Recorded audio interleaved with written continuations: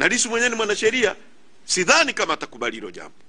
Access ya mawakili kumuona ni ndogo mno.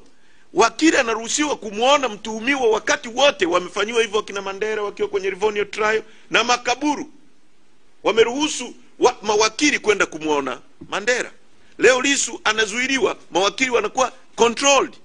Watu wa Amnesty wa haki za binadamu wamekuja, hawajaruhusiwa kwenda kumuona Lissu. Koni kesi inataka kufungwa hivi, mara hukumu itoke Lissu ananyongwa. Na haya ni mambo planned, kwa sababu ile ni kesi ya kisiasa. Sasa matukio yaliyojitokeza jana yote yana culminate kwenye mambo haya tunayoyaona.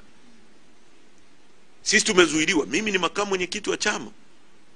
Haijawahi kutokea, ni issue ya ajabu kweli kweli. Hata wakina Mandela waliposhtakiwa, viongozi wenzake waliruhusiwa. Livonia trial kulikuwa na speaker nje ya mahakama.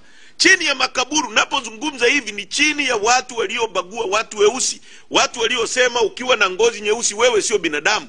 Lakini still waliweza kuruhusu hao watu walioamini sio binadamu waje kusikiliza kesi ya mtu ambaye sio binadamu wenzao.